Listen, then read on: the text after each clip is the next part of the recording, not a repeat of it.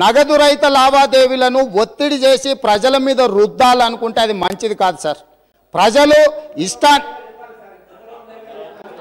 చెప్తారు సార్ చెప్తాను సార్.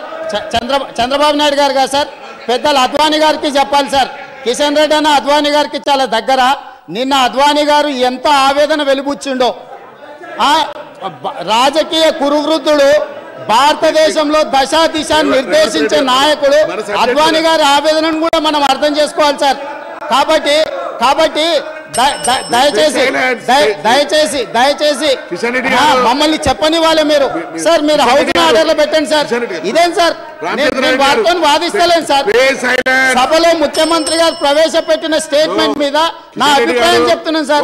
ఎందుకు అభ్యంతరం చెప్తున్నాను సార్? నేనేం తప్పు మాట్లాడినా? దీంట్లో తప్పేమున్నది సార్? దీంట్లో తప్పేమున్నది? ఎందుకు అడ్డుపడుతున్నారు నాకు అర్థం కాలే. చంద్రశేఖరరావు గారిని వాళ్ళు ఇంప్రెస్ చేయాలనుకుంటే నాకు అభ్యంతరం లేదు సార్. ముఖ్యమంత్రి గారిని వాళ్ళు ఇంప్రెస్ చేయదలుచుకుంటే ప్రసన్నం చేసుకోవాలంటే నాకు అభ్యంతరం లేదు సార్. నా మీద దాడి ఎందుకు చేయాలి సార్? నన్ను మాట్లాడాల్సింది ఇప్పుడు నేనేం మాట్లాడాలో నా సమయం సార్ ఇది. రేవంత్ రెడ్డి గారు మీ సమయం, మీరు ఏది మాట్లాడాలో మనం అనుకున్న పరిధిలో మాట్లాడండి. मैं बार-बार यही कह रहा हूं साहब, मैं आपकी तायद, किसी की तायद आप नहीं कर रहे हैं बोल रहे हैं साहब, लेकिन मैं तो आपकी तायद कर रहा हूं. आप मेरी भी तायद नहीं कर रहे हैं क्या बताइए? मैं कहा कि आप बीजेपी की वकालत कर रहे हैं. मैं ये बात बोला साहब मैं.